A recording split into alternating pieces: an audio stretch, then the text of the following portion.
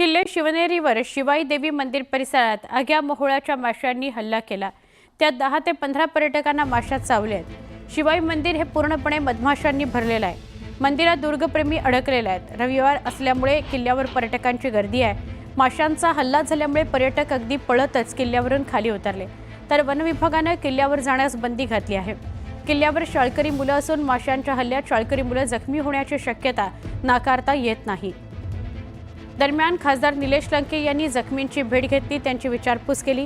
वैद्यकीय अधिकारी, पोलीस कर्मचारी आणि वन विभागाच्या कर्मचाऱ्यांकडून त्यांनी या घटनेसंदर्भात माहिती घेतली। आम्ही तर वरती गेलो तर आम्ही बघितले 2 जणांवर झालेले। एक बाईच्या मागे मधमाशा खूप होत्या आणि ती रडत होती बसून, आणि एक माणूस होता, त्याने कपडे काढले होते आणि त्याच्या मागे मागे पळत होते।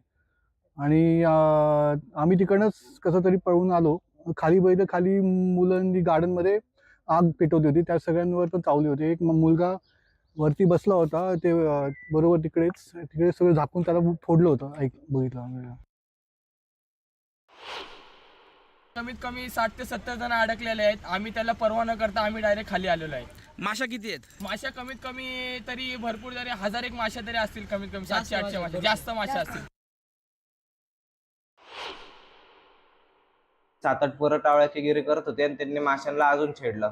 आणि त्याच्यानंतर मग ते मासे छेडल्यामुळे आम्ही सगळेजण वरती गेलो। वरती आम्ही जवळपास एक 40-50 जणांचा ग्रुप होतो आणि माशांना लहान लेकरांनी, बायकांना वगैरे सगळ्यांना धरलं होतं। त्याच्यामुळे आम्ही तिथल्या झाडाचा थोडा ओला पाचोरा आणि सुका गवत वगैरे जे काय होतं ते जाळून धूर केला। धूर करून माशा जवळपास लांब झाल्या, पण तोपर्यंत बरेचसे जणांना, एक 12 ते 13 जणांना भरपूर त्यांनी माशांनी जखमी केलेलं होतं। 40 to 50 पेशंट ॲडमिट आहे आणि बरंच ते कंप्लीट स्टेबल आहे। 1-2 पेशंट सिरियस होते, पण ते स्टेबल आहेत, सगळे काही त्रास नाही आहे। आणि सगळे ट्रीटमेंट जे आपल्याकडे आहे, सगळे ट्रीटमेंट दिलं आहे, ते चांगले आहे, काही नाही आता। 40-45 लोकांना मधमाशाने हल्ला केला, तर ते सगळेचे सगळे पेशंट अतिशय स्टेबल आहेत। आणि मी खऱ्या अर्थाने मी या ठिकाणच्या प्रशासनाला धन्यवाद देतो। आरोग्य विभागातील कर्मचाऱ्यांनी इतकी तत्परता दाखवली आणि त्या प्रत्येक पेशंटला इंजेक्शन असू, गोळ्या असू, म्हणजे प्रत्येकाला स्टेबल व्यवस्थितरित्या केला आणि सर्वचे सर्व पेशंट अतिशय स्टेबल आहे।